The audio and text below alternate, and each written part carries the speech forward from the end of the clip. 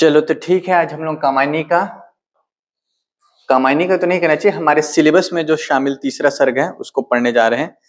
अगर काउंटिंग की दृष्टि से देखें तो कामायनी का छठवां सर्ग है। पहला सर्ग कौन सा है? चिंता। चिंता के बाद याद करने बोला था ना, आशा। आशा के बाद श्रद्धा। तो चिंता सर्ग पढ़ लिए, आशा छोड़ दिए क्योंकि पाठ्यक्रम में नहीं है। फिर क्या है? श्रद्धा। श्रद्धा के बाद हाँ काम। काम के बाद वासना। वासना के बाद लज्जा। तो ये हमारा तीसरा सर्ग है और कामायनी के क्रम में छठवां सर्ग है। पहला, तीसरा और छठवां सर्ग ये हमारे सिलेबस में है। ठीक है। फिर लज्जा के बाद क्या आता है? याद किए थे ना? फिर क्या है? हाँ, भूल गए? राज तुमको भी तो याद करने बोला था। कर्म। ठीक है, वेरी गुड। ईर्ष्या। ठीक है। फिर ईड़ा। कर्म, ईर्ष्या, ईड़ा। ठीक है। स्वप्न, संघर्ष और निर्वेद। दर्शन, वेरी गुड। रहस्य और फिर आनंद, वेरी गुड, है ना। चलो, काजोल ने सब याद कर लिया है। कहानी को याद रखोगे ना तो हो जाएगा। सबसे पहले जल प्रलय के बाद मनु के मन में क्या उत्पन्न हुई? चिंता उत्पन्न हुई। तो पहला सर्ग कौन सा है? चिंता।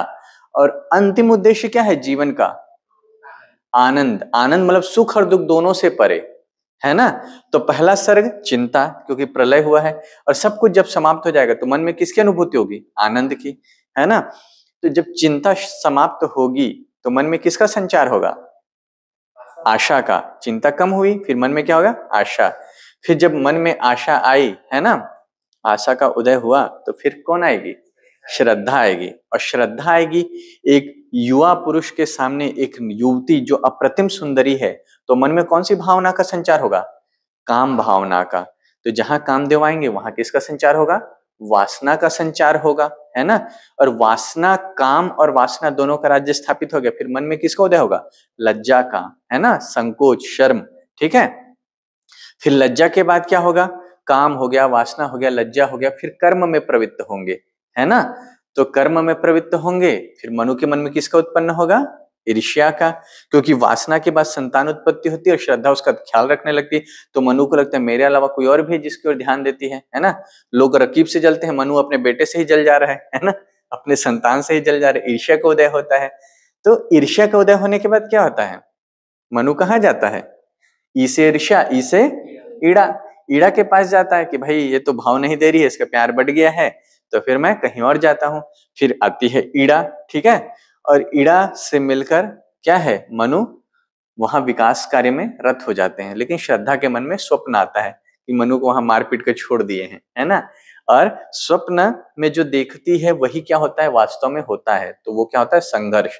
स्वप्न में क्या देखती है? संघर्ष देखती है कि मनु क्या है? संघर्षरत है। सिर्फ कामायनी की कहानी को याद रखना, सर्ग के नाम आपको याद होते जाएंगे। ठीक है। ईड़ा आई, फिर श्रद्धा के मन में स्वप्न आता है, स्वप्न में देखती है संघर्ष हो रहा है, मनु मारपीट में उलझा हुआ और उनको मारपीट कर छोड़ दिए हैं, तो संघर्ष। और संघर्ष के बाद धुरकुट मार दिए इधर के शब्द में, है ना।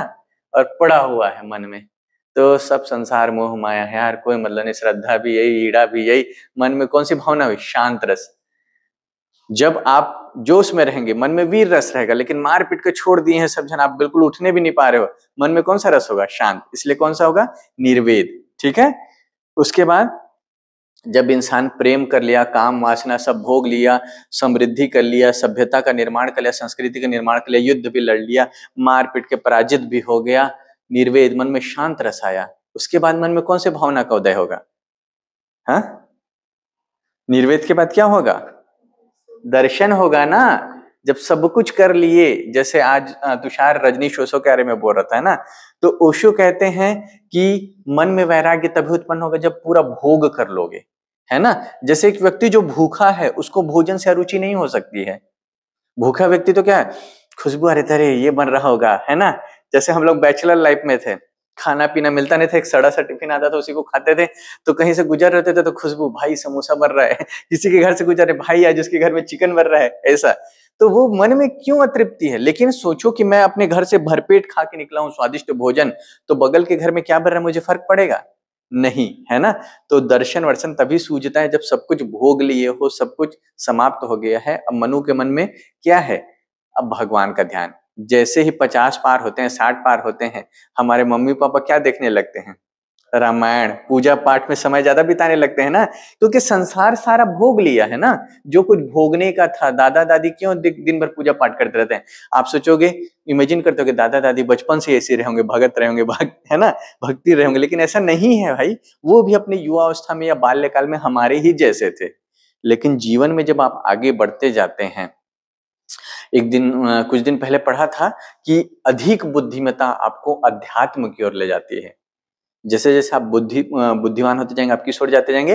अध्यात्म की ओर जाते जाएंगे। तो ऐसे ही मनु ने भी जीवन में सब कुछ देख लिया है। अब क्या देखना बाकी है? दर्शन। दर्शन मतलब कि जो दार्शनिक सिद्धांत है, आत्मा परमात्मा, ये जो जीव है और परमात्मा के संबंध, इस पे जो विचार है वो दर्शन है। फिर आएगा, जब दर्शन आएगा तो क्या आएगा? रहस्य की भावना, की कौन है उसको जानना। और जब जान लोगे तो किसकी प्राप्ति होगी? आनंद की। तो ये सर्गों को याद करने का ट्रिक है। केवल कथा को ध्यान रखो, जैसे कथा का विकास होते जाएगा वैसे दर्शन आते जाएगा, क्योंकि वैसे सर्ग आते जाएंगे। ठीक है, कथा के विकास के हिसाब से। तो कथा का विकास क्रम याद है तो सर्गों का क्रम आपको याद रहेगा, कोई मुश्किल नहीं होगी। पहला चिंता, अंतिम आनंद, बीच में जो कुछ भी है उसका कहानी याद रखना, कामायनी का, आपको आसानी से याद हो जाएगा। ठीक है, तो अगली क्लास में मैं रात से भी सुनूंगा 15 सर्ग, कहने का मतलब यह है। और रट्टा मारोगे तो भूल जाओगे, कहानी के हिसाब से याद करोगे, कथा के विकास से तो याद रहेगा। ठीक है, चलो तो आज हम लोग पढ़ेंगे लज्जा सर्ग। ठीक है, अब लज्जा किसके मन में उत्पन्न हुई है? हाँ, श्रद्धा के मन में।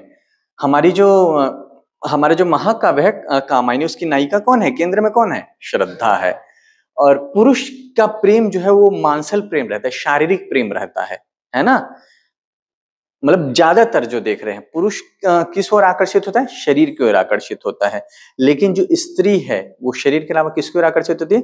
मन की ओर। इसके अपवाद भी हो सकते हैं, जैसे विज्ञान में हमेशा होता है ना कि एक्सेप्शन प्रूव्स द लॉ। तो ऐसा नहीं कि पुरुष हृदय से प्रेम नहीं करते हैं, लेकिन पुरुष के प्रेम में तीव्रता अधिक होती है। और जो लज्जा है वो स्त्रियोचित भावना है। तो यहाँ लज्जा सर्ग का संबंध सीधे सीधे किससे है? श्रद्धा से। अब जब सर्ग को आप पढ़ेंगे तो आपको लगेगा कि दो लोग बात कर रहे हैं। तो पहली तो हो गई श्रद्धा, दूसरी कौन होगी या कौन होगा? मनु। लेकिन मनु नहीं है यहाँ पर, है ना। यही चीज आपको समझना है कि यहाँ दूसरा जो पात्र है श्रद्धा सर्ग में, वो कौन है? लज्जा है। ठीक है, जैसे कभी आपके मन में कुछ वो आता है, कहना चाहिए, जब आप कंफ्यूज होते हैं तो क्या होता है, आपका मन आपसे ही संवाद कर रहा होता है ना, नहीं ऐसा नहीं करना चाहिए। जैसे फिल्मों में दिखाता है, आईने के सामने खड़े और आईना बोल रहा है ना, आईने में जो प्रतिबिंब बन रहा है, तो वो आईना बोल रहा है, मतलब क्या है? आईना नहीं बोल रहा है, मन की जो आवाज है वो क्या है? आपको रोक रही है या कुछ करने से आपको प्रेरित कर रही है। तो यहाँ जो दूसरा जो पात्र है वह कौन है? लज्जा। मतलब लज्जा को शरीर के रूप में दिखाया है कि वह किससे संवाद कर रही है? श्रद्धा से। समझ में आया? क्लियर है? इतना को समझ जाओ, फिर आपको समझ में आएगा कि ये जो लज्जा सर्ग है पूरी तरह लज्जा और श्रद्धा का संवाद है। यहाँ लज्जा कोई व्यक्ति नहीं है, ये क्या है? भाव है। लेकिन कवि जैसे प्रकृति का मानवीकरण कर देते हैं, वैसे यहाँ पर भाव का क्या किए हैं? मानवीकरण किए हैं। समझ में आया काजोल? ठीक, तो शुरू करें। ठीक है, अब देखते हैं। कोमल किसलय के अंचल में नन्ही कलिका ज्यों छिपती सी। अभी 4 पंक्तियां, 5-6 पंक्तियां एक साथ पढ़ूंगा क्योंकि वो सब अर्थ एक साथ खुलेगा। ठीक है, तो कोमल किसलय के अंचल में नन्ही कलिका ज्यों छिपती सी, गोधूली के धूमिल पट में दीपक के स्वर दीप्ति सी, मंजुल सपनों की विस्मृति में मन का उन्माद बिखरता ज्यों, सुरभित लहरों की छाया में बुल्ले का विभव बिखरता ज्यों। ज्यों ज्यों को ध्यान देना है ना, 3 पंक्ति पढ़ा हूं, 6 पंक्ति में 3 बार ज्यों आया है। ठीक है, उसके बाद फिर वैसे ही माया में लिपटी अधरों पर उंगली धरे हुए, माधव के सरस कुतूहल का आंखों में पानी भरे हुए, निरीव निशित में लतिका सी तुम कौन आ रही हो बढ़ती, कोमल बाहें फैलाई सी आलिंगन का जादू पड़ती। अब श्रद्धा कुछ नवीन अनुभूति कर रही है और अंतिम पंक्ति में क्या है? पूछती है कि तुम कौन हो, है ना। देखिए बहुत सवाल पूछा जा रहा है। श्रद्धा सर्ग में भी श्रद्धा मनु से पूछ रही है कौन तुम, है ना, जल निधि के तीर तरंगों से फेंकी मणि एक। फिर मनु पूछता है तुम कौन हो। अब श्रद्धा को नई अनुभूति हुई है, काम वासना के बाद मन में संकोच का उदय हुआ है, लज्जा का उदय हुआ है, लेकिन ये नवीन भावना है। तो श्रद्धा पूछ रही है कि तुम कौन हो। और पहले श्रद्धा उसके स्वरूप का वर्णन करती है। क्या कहती है? कोमल किसलय। कौन सा अलंकार होगा? कोमल किसलय। कौन सा अलंकार? अनुप्रास, है ना। किसलय तो कोमल ही होता है ना, क का वर्ण की आवृत्ति हो रही है ना। तो कोमल किसलय के अंचल में, जो कोमल कोपल है, नई पत्तियां हैं, उसके आंचल में कलिका ज्यों छिपती सी, जैसे कोई नई खिली हुई कली छिप रही हो। किसकी आंचल में, किसकी ओट में छिपी हो? नई कोपल के। समझ में आ रहा है? तो नई कली नए कोपल के ओट में छिपी हुई सी है, ज्यों छिपी हुई सी। कौन सा अलंकार आएगा? उत्प्रेक्षा, है ना, क्योंकि संभावना है। गोधूली के धूमिल पट में दीपक के स्वर में दीप्ति सी। पहले कह रही है जैसे कोई कोमल कोपल के ओट में छिपी हुई सुंदर सी कली हो। अगली पंक्ति में कह रहे हैं गोधूली के धूमिल पट में। गोधूली मतलब कौन सा समय? शाम का समय। उसको गोधूली क्यों कहते हैं? गायों के लौटने का समय होता है ना, और गाय जब लौटते हैं तो क्या होता है? धूल उठता है। तो इसलिए गोधूली के धूमिल पट में, कि गोधूली मतलब संध्या के समय की धूल भरे पट मतलब क्या होता है? पर्दा, वस्त्र, है ना। तो जैसे शाम के समय वातावरण में धूल भर जाता है गायों के पद से या खुरों से, तो और उस गोधूली में, उस संध्या समय में क्या है? दीपक के स्वर में दीप्ति सी। जैसे हम घर में शाम को क्या जलाते हैं? हिंदू घरों में जैसे ही शाम होता है दीपक जलाते हैं ना, तो दीपक जलाने की बेला क्या है? गोधूली बेला। तो कह रहे हैं जैसे कोमल पत्ते की आड़ में छुपी कोई सुंदर सी नन्ही सी कली हो, जैसे शाम के समय घर में जलता हुआ कोई दीपक हो। ऐसी भावना श्रद्धा को क्या लग रही है? लज्जा। लेकिन अभी श्रद्धा को पता नहीं है कि लज्जा मतलब जैसे शाम के समय दीपक जलता और हृदय आलोकित हो जाता है, वैसे ही लज्जा की भावना श्रद्धा के हृदय को क्या कर रही है? आलोकित कर रही है, प्रकाशित कर रही है। ठीक है। मंजुल स्वप्नों की विस्मृति में मन का उन्माद बिखरता जो। जैसे मन में कोई सुंदर सपना आया हो और उस सुंदर सपने में आप सब सूध बूध भूल गए हो, मन में उन्माद बढ़ रहा हो। बिखरता मतलब उन्माद फैलता जा रहा है। उन्माद मतलब नशा। एक जो प्रेम का नशा होता है, जब आपको नया नया प्रेम होता है, वो कैसे धीरे धीरे करके आपके मन मस्तिष्क में कब्जा कर लेता है। ऐसे ही कह रही जैसे सुंदर स्वप्न में मन भूला भूला सा रहता है, विस्मृत सा रहता है। सपने में आपको कुछ ध्यान रहता है क्या? नहीं रहता। वैसे ही क्या है कि मन भूला हुआ है, जैसे कोई उन्माद बिखर रहा है, शरीर में कोई नशा बिखर रहा है। सुरभित लहरों की छाया में बुल्ले का विभव बिखरता ज्यों। जैसे खुशबूदार लहर की छाया में कोई बुलबुला है, उसका वैभव बढ़ता जा रहा है। मतलब कोई बुलबुला है और वो लहरों पे सवार है, समुद्र की लहरों पर, सुगंधित लहरों पर सवार कोई बुलबुला, उसका वैभव जिस तरह से बढ़ता जा रहा है, ऐसे ही मन में ये बुलबुले की तरह जो भावना है वह उठी हुई है। छोटी सी भावना है बुलबुले के जैसी, लेकिन लहरों पे सवार है, सुरभित लहरों पे, खुशबूदार। क्योंकि मन में किसका प्रवेश हुआ है? यौवन का, लज्जा का। नया नया पहला पहला प्यार है, पहली पहली बार है वाला गाना है ना सलमान खान का। वो जो पहले प्यार की अनुभूति होती है वो अजीब होती है, आपको अलग एहसास देती है। लेकिन श्रद्धा पहचान नहीं पा रही है। तो कह रहे जैसे कोई बुलबुला हो जो वैभव पे सवार हो, सुगंधित लहरों पर सवार हो, उसका वैभव बढ़ता जा रहा हो। आगे कह रहे वैसे ही माया में लिपटी अधरों पर उंगली धरे, मानो आकर्षण में लिपटी हो। है ना, जो प्रेम है उसमें क्या होता है? आकर्षण होता है, खिंचाव होता है। तो कह रहे आकर्षण में लिपटी हुई अधरों पर उंगली धरे हुए। होंठ पर क्या है? रोक। धीरे धीरे बोल, कोई सुन ना ले, है ना। मतलब जो प्रेम है, आपको किसी से नफरत होती है, आप खुलेआम चिल्लाते हैं। किसी को गाली देना होता है, खुलेआम गाली बकते हैं, लड़ाई करते तो। लेकिन किसी से प्रेम होता है तो क्या आप सड़कों पे खड़े होकर चिल्लाते हैं? बशर्ते आप फिल्मों के कोई मजनू या इस टाइप के पात्र ना हो, राउडी टाइप के पात्र, है ना। तो प्रेम क्या है? भारत में गोपनीय माना जाता है, इसलिए कह रहे अधरों पर उंगली रखे हुए। तो लज्जा हमें कौन रोकता है? समाज का भय, लोक लाज का भय, वो हमको क्या करता है? अधरों पर जैसे उंगली रखकर रोकते हैं, है ना, कि धीरे बोलो, जोर से मत बोलो। ऐसी लज्जा का भाव है वो आपको प्रेम प्रकट होने से क्या करता है? रोकता है। समझ में आया?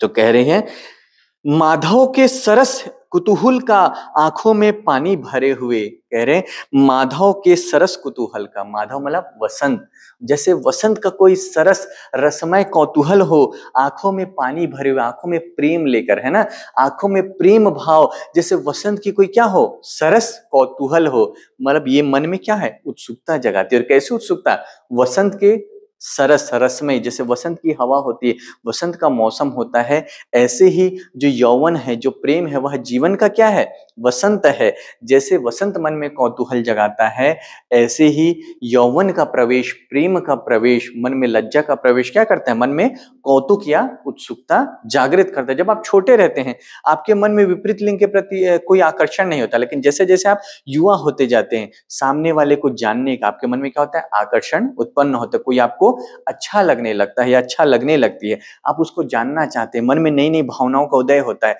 और आप स्वयं अचंभित होते हैं कि मेरे को क्या हो रहा है। अचानक से पढ़ने लिखने वाला लड़का फिर पढ़ाई लिखाई में मन नहीं लगता है ना, समझ में नहीं आता कि उदास है तो क्यों उदास है, रो रहे हैं, इमोशनल हो गए क्यों रो रहे हैं, है ना, कोई अपना नहीं है, सगा संबंधी नहीं, फिर भी उसकी याद आ रही है, उसको देखने का मन कर रहा है। तो ये जो नई भावना है, उसी को कह रहे हैं कि माधव के सरस कुतूहल सा आंखों में पानी भरे हुए, आंखों में पानी मतलब क्या होता है यहाँ, प्रेम, आकर्षण, है ना।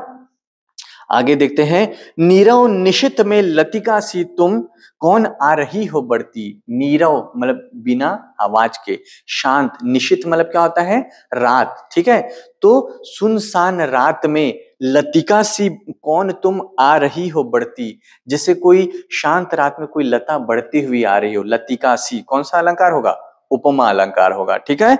तो जैसे कोई लता बेल बढ़ती आ रही हो शांत रात में, वैसे तुम आ रही हो। और श्रद्धा कहती तुम कौन हो जो मेरी और इस ओर बढ़ती आ रही हो, मतलब अभी तक तो मेरे जीवन में मैंने इस तरह की भाव की अनुभूति नहीं की, तुम कौन हो जो अचानक से रात में जैसे कोई लता बढ़ती आ रही है और मुझसे लिपट जाना चाहती हो, ऐसी बढ़ रही हो। देखो वही भाव है आगे, कोमल बाहें फैलाई सी, अपनी कोमल बाहें को फैलाकर आलिंगन का जादू पड़ती, जैसे अपनी आलिंगन के जादू में मुझे समावेश कर लेना चाहती हो। जैसे लता किसी पे लिपट जाती है तो पूरा उस पे छा जाती है ना, जो लता रहती है किसी मीनार पे, किसी खंभे पे लिपट कर और पूरे फूल से उसको भर देती है, ऐसे ही ये जो लज्जा रूपी लतिका है, वो सुनसान रात में, मतलब श्रद्धा का जीवन जो सन्नाटे वाली रात के समान था, उसमें बढ़ती आ रही है, श्रद्धा को अपने आलिंगन में भर लेना चाहती है। और कोमल सी, क्योंकि ये जो भावना है, लज्जा की जो भावना, वो कैसी है, कोमल बाहें फैलाए, मतलब बहुत सुकोमल है, बहुत सुकुमार भावना है, ठीक है। चलो आगे पढ़ें, यहां तक समझ में आया। तो ये जो नई भावना का अनुभूति करे श्रद्धा, उसको पहचान नहीं पा रही, इसलिए श्रद्धा पूछती है कि तुम कौन हो जो मेरे मन में इस तरह की अलग अलग प्रकार की अनुभूति जागृत कर रही हो, ठीक है। अब आगे देखते हैं, विशेष में लिख देना कि यहाँ लज्जा की साकार रूप में कल्पना करना प्रसाद की क्या है, काव्य प्रतिभा का द्योतक है, क्योंकि लज्जा एक भाव है, लेकिन प्रसाद ने उसको क्या कर दिया है, एक प्राणी का रूप दिया है, ठीक है।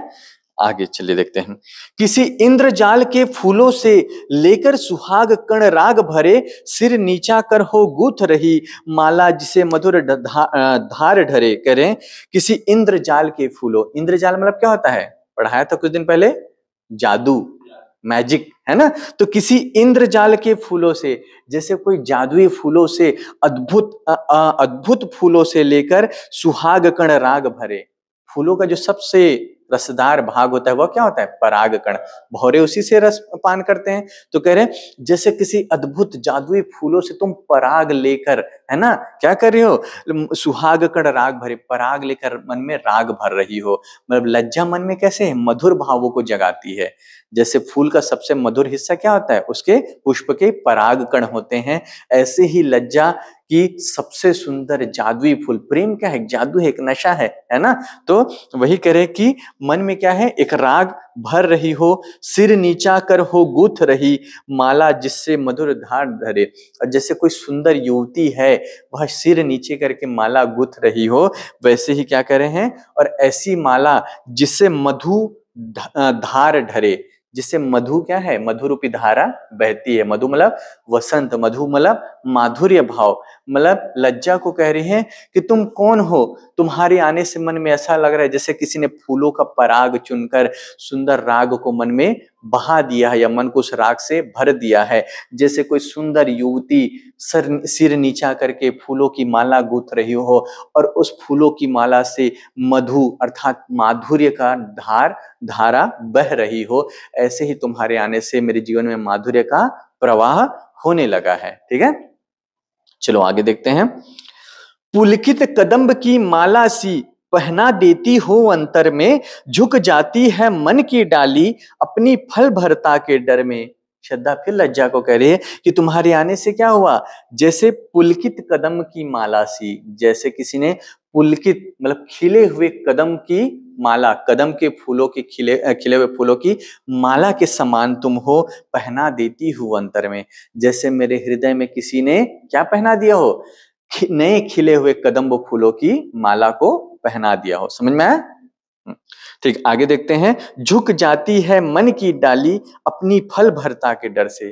मन की डाली, जब किसी पतली डाली में आप कोई चीज डाल दोगे, भारी चीज, तो वो क्या हो जाएगी, झुक जाएगी। तो यहाँ श्रद्धा क्या कह रही है, जो मन की डाली है वो झुक जाती है। किससे झुक जाती है, अपनी फल भरता के डर से, मतलब अपने ही फलों की बोझ से वो डाली क्या हो गई है, नीचे झुक गई है। यहाँ मन की डाली कौन से फलों से झुकी हुई है, मन में किसका प्रवेश हुआ है, लज्जा का प्रवेश हुआ है, प्रेम का प्रवेश हुआ, आकर्षण का। तो उस आकर्षण को, उस लज्जा के भाव को संभाल नहीं पा रही है, मन उससे क्या हो रहा है, झुक जा रहा है। समझ में आया? चलो आगे देखते हैं। और यहाँ पर पुलकित कदम्ब की माला सी, कौन सा अलंकार होगा, उपमा अलंकार। ठीक है, आगे देखते हैं। वरदान सदृश हो डाल रही नीली किरणों से बुना हुआ यह अंचल कितना हल्का सा, कितने सौरभ से सना हुआ। और कह रहे हैं वरदान सदृश, मानो किसी ने कोई उपहार, कोई वरदान दे दिया हो, वरदान के समान तुम क्या डाल रही हो, नीली किरणों से बुना हुआ। नीली किरणों मतलब कोमल भावनाओं से, धुंधले प्रकाश से यह अंचल कितना हल्का सा, यह जो आंचल है वह कितना हल्का सा है। अभी इसका अर्थ खोलेंगे फिर समझ में आएगा। कितने सौरभ से सना हुआ, मतलब श्रद्धा कह रही है कि तुम्हारे आने से ऐसा लग रहा है जैसे मेरे शरीर पे या मेरे मन पे जैसे किसी ने हल्की नीले रंग की चादर डाल दी हो। और यह चादर कैसी है कि बहुत हल्का है ना, और सौरभ से सना हुआ, खुशबू से सना हुआ है। मतलब कि जो लज्जा आने से मन क्या होता है, सुंदर भावनाओं से भर जाता है। और आवरण क्यों कह रहे हैं, आंचल क्यों कह रहे हैं, क्योंकि यह लज्जा हमको रोकता है ना, कि हम जीवन में पथभ्रष्ट ना हो जाए या वासना, काम वासना में ऐसी गलतियां ना कर बैठे जिसका हमें बाद में क्या हो, पछतावा हो। तो जैसे वस्त्र है हमारे शरीर को अनावृत होने से रोकते हैं, ऐसे जो लज्जा का भाव है वो हल्के अंचल सा है, हल्के वस्त्र के समान है, जीने वस्त्र। जीना क्यों, क्योंकि हम जब चाहे इसे उतार सकते हैं, लेकिन इसे ढके रहे तो हमारा शरीर या हमारा मन क्या होता है, अनावृत नहीं होता है। और यह खुशबू से भरा हुआ है। मतलब वही प्रेम सुंदर होता है जिसमें लज्जा का भी भाव हो। निर्लज्ज भाव से किया हुआ प्रेम क्या होता है, सुंदर नहीं होता, कमनीय नहीं होता। समझ में आ रहा है? तो प्रेम वही अच्छा लगता है जहां थोड़ा आकर्षण हो, थोड़ा झिझक हो, थोड़ा संकोच हो, थोड़ा लज्जा का भाव हो। नहीं तो प्रेम केवल मासल प्रेम या वासना मूलक प्रेम ही लगता है, जो सुंदर कतई नहीं होता। समझ में आया? इसलिए उसके लिए श्रद्धा इतना उसकी तारीफ करते हुए कह रही है कि अंचल कितना हल्का सा सौरभ से सना हुआ। फिर आगे देखते हैं। सब अंग मोम से बनते हैं, कोमलता में बल खाती हूँ। लज्जा का प्रवेश होने से क्या हुआ, सब अंग मोम से बनते हैं, सब अंग सुकोमल हो रहे हैं, सुकुमार हो रहे हैं, कोमलता में बल खाती हूँ।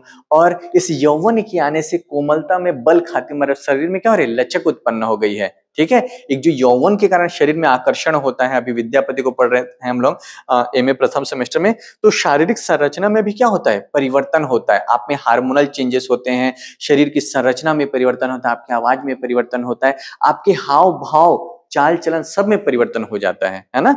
तो इसीलिए श्रद्धा कह रही है कि सब अंग मोम से बनते हैं। अंग किसके समान कोमल हो गए, मोम के समान, और कोमलता में बल खाती। इसी कोमलता के कारण क्या है, शरीर में बल आया है, लचक आया है। ठीक है, और मैं सिमटी सी रहती अपने में परिहास गीत सुन पाती हूँ। और मैं सिमटी सी रहती, अपने में सिमटती जाती हूँ, संकोची हो रही हूँ। जैसे बाल्य अवस्था में आप निसंकोच कहीं भी आते जाते हैं, दौड़ते हैं, हंसते खेलते हैं, किसी से भी बात करते हैं, आप ध्यान देते हैं कि आप कैसे लग रहे हैं, कैसे दिख रहे हैं, क्या पहना है, बाल्यावस्था में ध्यान रहता है, लेकिन जैसे जैसे आप युवा होते जाते हैं, खासकर एक जो लड़की है बड़ी होती जाती है, वह क्या होती है, अधिक लज्जाशील होती जाती है।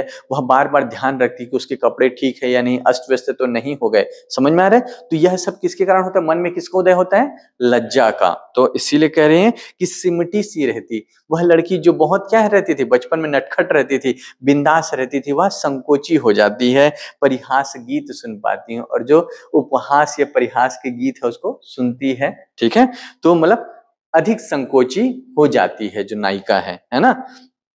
आगे देखते हैं, स्मित बन जाती है तरल हंसी, नैनों में भरकर बाकपना, प्रत्यक्ष देखती हूं सब जो, वह बनता जाता है सपना। और पहले नायिका जो खुलकर हंसती थी, अब उस हंसी की जगह किसने ले ली है? एक मुस्कान ने ले ली है। क्योंकि बचपन से ही डांटा जाता है लड़कियों की परवरिश से, ऐसे मत हंसो, लोग क्या कहेंगे, कल को तुम्हारी शादी होगी, जोर जोर से मत हंसा करो, दांत निकल जाएगा, ऐसा करके लड़कियों को डराया जाता है ना। लड़कियों को ऐसे नहीं हंसना चाहिए, ज्यादा नहीं हंसना चाहिए, मुस्कुराना चाहिए। इस तरह से लड़कियों को क्या है, एक तरह से ट्रेनिंग दी जाती है।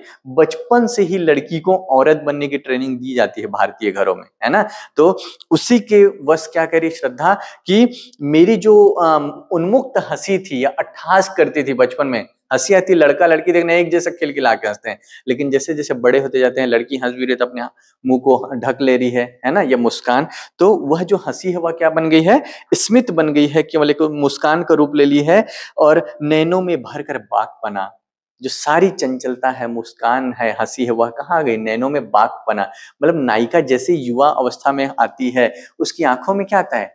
बाकपन आ जाता है, मतलब नैनों से वो कटाक्ष करती है। चलाओ ना नैनों से बाण रे, गाना है ना। तो नैनों से ही, आंखों से ही नायिका क्या कर देती है? घायल करने की क्षमता रखती है। वो बाल्यावस्था में नहीं होता है, वो जब यौवन में प्रवेश करती है, एक नजर से देख देती है तो नायक के दिल पे क्या होती है? छुरियां चल जाती है ना। वो यौवन में आने के बाद नायिका की आंखों में वो चंचलता, वो बाकपना आती है। ठीक है, कई फिल्म देखना, लड़की देखती है, लड़का अपने दिल पर हाथ रख लेता है, ऐसा है ना। तो गाना भी ना, तेरे रश के कमर तूने पहली नजर, है ना कि क्या है, कुछ तो है ना गाना, तीर दिल पे लगा, है ना, मजा आ गया सा। ये चलाओ ना नैनों से बाण रे, नैना पे आप सर्च करेंगे यूट्यूब में, कितने गाने बॉलीवुड में नैना आंखों पे बने हैं, है ना। नैनों की मत मानियो रे, नैनों की मत सुनियो रे, है ना। नैना ठग लेंगे, नैनों की बात नैना जाने, है ना। और जादू तेरी नजर, कितने गाने आंखों पे बने। क्यों? क्योंकि जो प्रेम की शुरुआत है यौवन अवस्था में, कहाँ से होती है? आंखों से होती है ना। कि आपने उसको देखा, उसने आपको देखा, उसने देखकर मुस्कुरा दिया, लड़का खत्म, है ना। तो आंखों से ही शुरू होता है ना। तो यौवन आते ही लड़की की आंखों में क्या आता है? चंचलता आ जाती है, बाकपना आ जाता है, उसमें कटाक्ष करने की क्षमता आ जाती है। पहले नहीं थी, इसलिए श्रद्धा कह रही कि तुम कौन हो? तुम्हारे आने से मेरी आंखें चंचल हो गई, तुम्हारे आने से मेरी जो हंसी थी, अट्ठास थी, वो मुस्कान में बदल गई है। और कह रही है, प्रत्यक्ष देखती हूँ वह सब जो बनता जाता है सपना। जो भी मैं प्रत्यक्ष देख रही हूँ वह सब किसी सपने के समान लगने लगा है। मतलब तुम कौन हो जिसके आने से मेरी जो उन्मुक्त हंसी है वह बदल गई है मुस्कान में, मेरी जो आंखें है वह चंचल हो गई है, और जिस तरह से मुझे जीवन जीना था, जो प्रत्यक्ष देख रहा हूँ, मुझे सपने के समान लग रहा है। मतलब जीवन में क्या है, बहुत कुछ परिवर्तन हो गया है। तो इसी से वह पूछती है कि तुम कौन हो। ठीक है, तो आज की क्लास को यही समाप्त करते हैं।